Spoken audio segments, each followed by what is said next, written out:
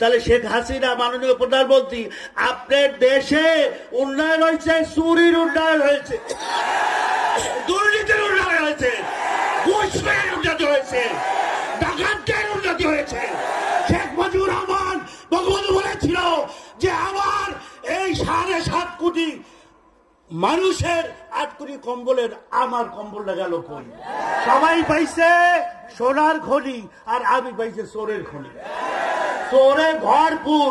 আপনার লজ্জা করে না? আপনি যে গত 2018-তে 29শে ডিসেম্বর চুরি করিয়া ডাকাতি করিয়া ভোটগুলা সব রাত্রে বাক্সে ভরিয়া তারপর সব আপনি ডাকাতি করছেন। আপনি আমার বলেন যে আমি জনগণের সরকার, আপনি জনগণের সরকার না, আপনি ডাকাতদের সরকার, চোরের সরকার।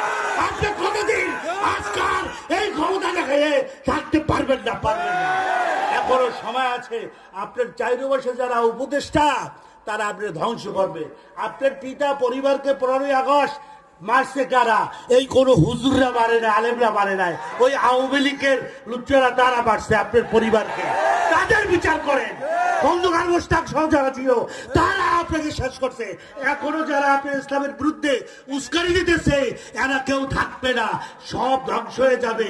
আপনি এখনো আপনি নামাজ পড়েন, তাহাজ্জুদ পড়েন, কিন্তু শুধু ব্যক্তিগত নামাজ তাহাজ্জুদ পড়লে কাজ হবে না, রাষ্ট্রীয়ভাবে ইসলামকে কায়েম করতে হবে। তাহলে এদেশের উন্নয়ন হবে, এদেশের শান্তি আসবে। আর কোনো কবজ নাই, একমাত্র কোরআনী এবং হাদিসের কবজ। আমরা তো এখন আপনাদের সাথে যুদ্ধ করতে চাই না সরকার মহোদয়। আমরা কয়েকটা কথা তুলে ধরতে চাই। 1 নম্বর হয়েছে যে এই দেশটা কিন্তু দ্বিতীয় বৃহত্তম মুসলিম দেশ জনসংখ্যার দিক থেকে। এটা কিন্তু ভারত না। এখানে 90 থেকে 92% মুসলমান, ঠিক কিনা? এখানে ভারতের সংস্কৃতি চলবে না, ভারতের দালালি চলবে না, এখানে মদিনার দালালি করতে হবে, তাহলে টিকে থাকতে পারবেন। এই দেশটা পূর্ব পাকিস্তান, পশ্চিম পাকিস্তান, এই যে পূর্ব পাকিস্তান বাংলাদেশ হয়েছে কেন? এটা হয়েছে যে মুসলমান, অধিকাংশ মুসলমানের তাহজিব তামাদ্দুন সংস্কৃতি নিয়ে আমরা বসবাস করতে চাই। এটার বিরুদ্ধে যারাই করবে তারা এদেশে শাসন করতে পারবে না। আমরা যদি দেখতে পাই যে শিক্ষা প্রতিষ্ঠানগুলোর যে অবস্থা, এই যে বন্ধ, করোনার অজুহাত দিয়া ছাত্ররা ধ্বংস হয়ে যাচ্ছে, চরিত্র নষ্ট হয়ে যাচ্ছে, ড্রাগ ডেট হয়ে যাচ্ছে, কিন্তু এদিকে কওমি মাদ্রাসা দেখেন সব চলতে আছে, লক্ষ লক্ষ ছাত্ররা পড়তেছে। কই তাদের তো কোনো করোনা আজ পর্যন্ত কেউ একটা ছাত্র মারা গেছে? কি বলে গেছে? সাংবাদিক বন্ধুরা একটু দেখেন যে কোন একটা কওমি মাদ্রাসার ছেলে করোনা ধরছে কিনা। আসলে এগুলা দুনিয়াদার, ঘুষখোর, দুর্নীতিবাজ, চোর, এগুলারে করোনা ধরে। কোন ঠেলা গাড়িওয়ালা, রিক্সা চালকওয়ালা, বদলাকে করোনায় ধরে না।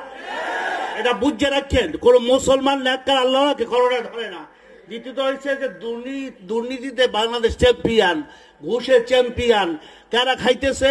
সব বড় বড় আপনার যারা প্রশাসনে আছে, আপনার সচিব থেকে শুরু করে নিচ লেভেল পর্যন্ত এমন কোন জায়গা নাই যে দুর্নীতি ছাড়া দেশ চলে।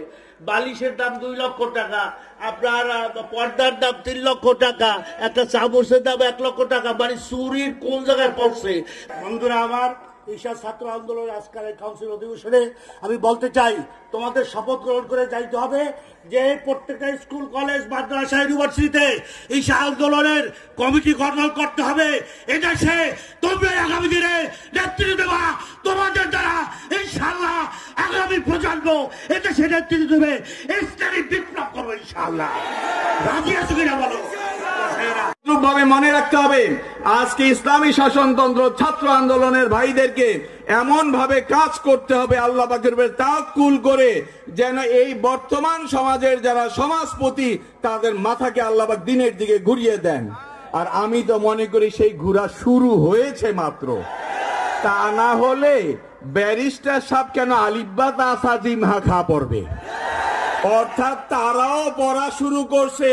তা না হইলে পুলিশ কর্মকর্তা কেন এখন নিজের বাপের জানাজা পড়ার জন্য রেডি হবে? তাতে বোঝা যায় ইসলামী আন্দোলন বাংলাদেশ এবং ছাত্র আন্দোলনের এই মেহনতের ফলে, একটি বাস্তব ময়দানের মেহনত আর একটি হচ্ছে আভ্যন্তরীণ মেহনতের ফলে মাত্র তারা জানাজা পড়া শুরু করছে। আমি তো মনে করি এরপরে তারা সংসদ ভবনে জামাতে নামাজ পড়া শুরু করবে। তাহলে আমরা ইসলামী হুকুমত চাই। পীর সাহেব চরমনাই নিজে ক্ষমতা চায় না, ইসলামকে ক্ষমতায় আনতে চায়। আরেকটা কথা মনে রাখতে হবে, হুদাইবিয়ার সন্ধির সময় অনেকেই মনে করেছিল মুসলমানরা পরাজিত হয়েছে, কিন্তু বাস্তবে হুদাইবিয়ার সন্ধিতে মুসলমান পরাজিত হয় নাই, বরঞ্চ মুসলমান বিজয় লাভ করেছে।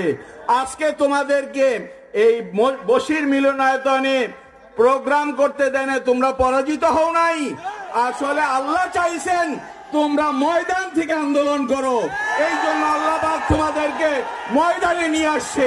এই ময়দানের থেকেই ইনশাআল্লাহ ইসলামী শাসনতন্ত্র ছাত্র আন্দোলনের মাধ্যমে ইসলাম কায়েম হবে ইনশাআল্লাহ। আল্লাহ পাক আমাদেরকে তৌফিক দান করুক, আমিন ওয়া আখির দাওয়ানা আলহামদুলিল্লাহ। জাতির অধঃপতন। বর্তমান করোনা পরবর্তী দেশের শিক্ষা ব্যবস্থা ভঙ্গুর ও অকার্যকর হয়ে পড়েছে। লক্ষ লক্ষ শিক্ষার্থীর ভবিষ্যৎ এখন সম্পূর্ণ অনিশ্চিত। এমত অবস্থায় শিক্ষার্থীদের শিক্ষার মূলধারায় ফিরিয়ে আনতে শিক্ষা প্রতিষ্ঠান খোলার কার্যকর পদক্ষেপ গ্রহণ করতে হবে। দেশের সকল স্তরের জনপ্রতিনিধি নির্বাচনে ভোটাধিকার প্রয়োগ করা আমাদের সাংবিধানিক অধিকার। অবাধ, সুষ্ঠু ও নিরপেক্ষ নির্বাচন বাস্তবায়নের লক্ষ্যে নির্বাচন কমিশনকে নিরপেক্ষ করতে সরকারি অবৈধ হস্তক্ষেপ বন্ধ করতে হবে। ৩. মতামত প্রকাশ করা নাগরিকের মৌলিক অধিকার। অতএব রাজনৈতিক সভা সমাবেশ ও মিছিল মিটিং এর উপর প্রশাসনিক হয়রানি বন্ধ করতে হবে। বাংলাদেশের পারিবারিক ও সামাজিক বন্ধন রক্ষায় বাঙালি সংস্কৃতির বিকৃতি রোধে ভিনদেশী অপসংস্কৃতির অনুপ্রবেশ বন্ধ করতে হবে। সার্বভৌমত্ব রাষ্ট্রের একটি মৌলিক উপাদান। দেশের স্বাধীনতা সার্বভৌমত্ব রক্ষায় রাষ্ট্র পরিচালনায় ভিনদেশীদের প্রভাব বন্ধ করতে রাজনৈতিক ঐক্য গড়ে তুলতে হবে। দেশের 40% মানুষ দরিদ্র সীমার নিচে বসবাস করছে। অন্যদিকে বর্তমানে অতি ধনী বৃদ্ধির শীর্ষে বাংলাদেশ। সেই সাথে হতদরিদ্রের সংখ্যা 2,41,00,000 এবং 25 লক্ষ মানুষ গৃহহীন অবস্থায় আছে। এই বৈষম্য দূর করতে পুঁজিবাদীদের দৌরাত্ম্য কমিয়ে এনে সাম্যের সমাজ প্রতিষ্ঠা করতে হবে। বর্তমান দেশে বেকার সংখ্যা দিন দিন বৃদ্ধি পাচ্ছে। এমন পরিস্থিতি হয়েছে যে বর্তমানে যে যত বেশি শিক্ষিত হচ্ছে সে তত বেশি বেকার থাকছে। উচ্চশিক্ষিত বেকারের সংখ্যা বর্তমানে শতকরা 40 থেকে 47%। দেশের স্বাভাবিক পরিস্থিতি বজায় রাখতে সরকারকে পর্যাপ্ত কর্মসংস্থানের ব্যবস্থা করতে হবে। স্বাধীনতার 50 বছরে এসে বাজেটে এর 32.8% ঋণ নির্ভর হয়ে পড়েছে। দেশের প্রতিটি মানুষের মাথাপিছু বৈদেশিক ঋণের পরিমাণ প্রায় 75,000 টাকা। বিশ্ব দরবারে বাংলাদেশের মান মর্যাদা রক্ষায় জাতীয় বাজেটের ঋণ নির্ভরতা কমিয়ে আনতে হবে। 9. সম্পদের সুষ্ঠু ব্যবস্থাপনার অভাবে দেশের 82% সম্পদ কুক্ষিগত করে 8% পুঁজিবাদীরা বিদেশের মাটিতে সেকেন্ড হোম, থার্ড হোম তৈরি করেছে। অন্যদিকে 18% সম্পদ নিয়ে 82% সাধারণ জনগণ প্রতিনিয়ত অসহায় জীবনযাপন করছে।